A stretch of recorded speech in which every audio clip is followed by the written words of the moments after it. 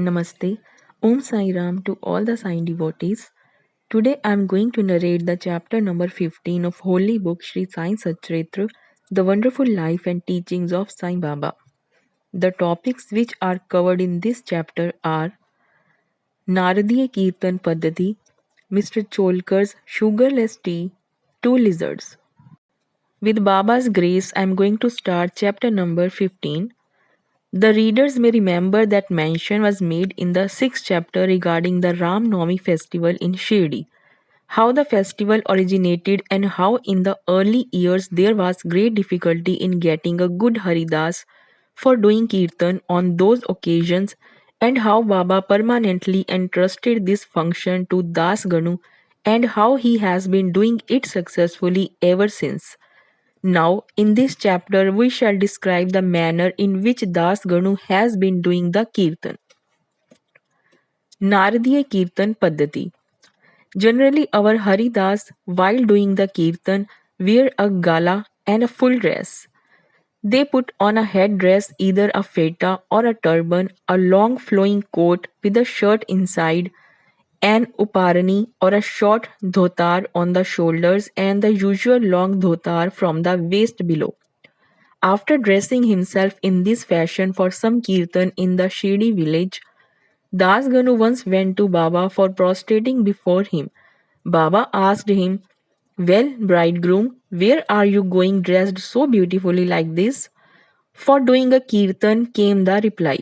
Then Baba said, "Why do you want all this paraphernalia, coat, uparani, and feta, etc.? Lay off all that before me. Why wear them on the body?" Das Ganu immediately took them off and placed them at Baba's feet. Thenceforth, Das Ganu never wore these things while doing the kirtan. He was always bare from waist upwards. A pair of chiplis was in his hand and a garland round his neck. This is not in consonance with the practice generally followed by all the Haridas, but this is the best and the purest method. The sage Narad, from whom the Kirtan Paddhati originated, wore nothing on his torso and head. He carried a veena in his hand and wandered from place to place singing the glory of the Lord. Mr. Cholkar's sugarless tea.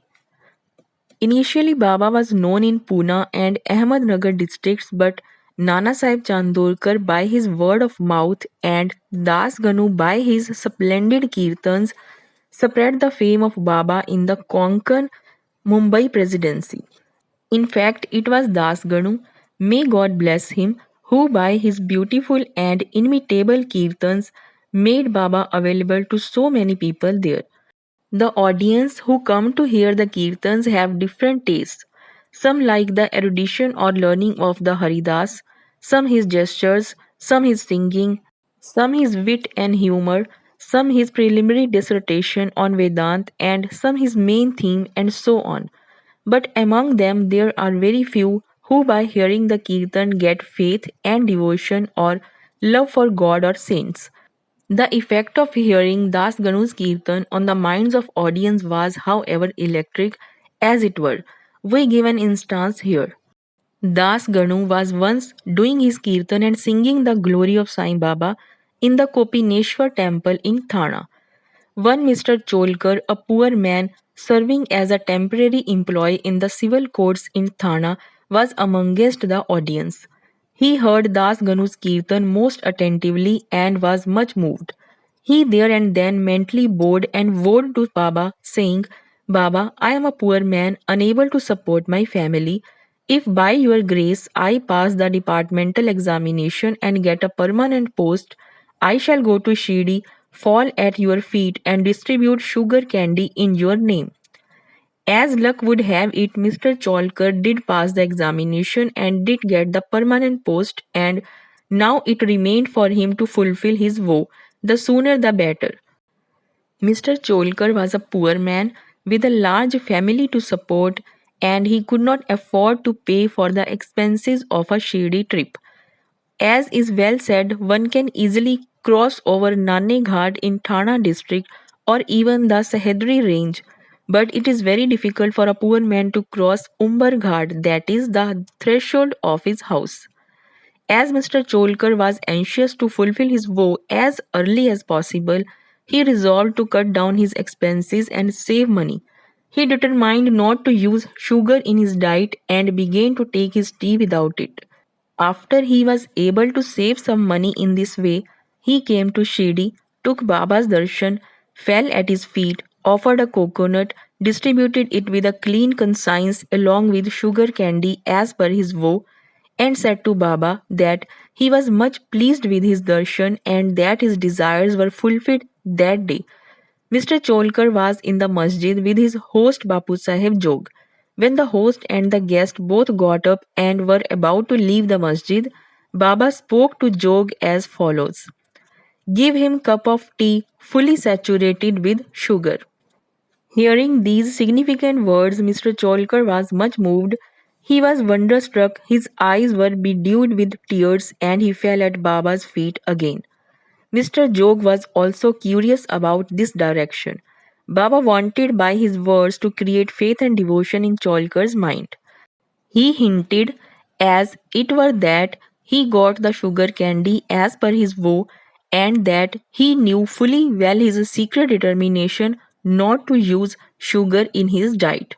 Baba meant to say, "If you spread your palms with devotion before me, I am immediately with you day and night. Though I am here physically, still I know what you do beyond the seven seas. Go wherever you wish, over the wide world, I am with you. My abode is in your heart and I am within you. Always worship me, who is seated in your heart as well as in the hearts of all beings. Blessed and fortunate indeed is he who knows me thus." What a beautiful and important lesson Baba had thus imparted to Mr. Cholkar. Two lizards. Now we close this chapter with the story of two little lizards. Once Baba was sitting in the masjid. A devotee sat in front of him when a lizard tick-ticked. Out of curiosity, the devotee asked Baba whether this tick-ticking of the lizard signified anything good or was it a bad omen. Baba said that the lizard was overjoyed as her sister from Aurangabad was coming to see her. The devotee sat silent, not making out the meaning of Baba's words. Immediately, a gentleman from Aurangabad came on horseback to see Baba. He wanted to proceed further, but his horse would not go as it was hungry and wanted grams. He took out a bag of grams from his shoulders to bring grams and dashed it on the ground to remove dirt. A lizard came out from there and, in the presence of all, climbed up the wall. Baba asked the questioner devotee to mark her well. She at once went strutting to her sister. Both sisters met each other after a long time, kissed and embraced each other, whirled round and danced with love. Where is Shirdi and where is Aurangabad for the lizard? How should the man on horseback come there from Aurangabad with the lizard? And how should Baba make the prophecy of the meeting of the two sisters? All this is really very wonderful and proves the omniscience, the all knowing nature of Baba. Postscript. He who respectfully reads this chapter or studies it daily will get all his miseries removed by the grace of the Sadguru Sai Baba. Chapter number 15 is completed. Bow to Shri Sai, peace to be all.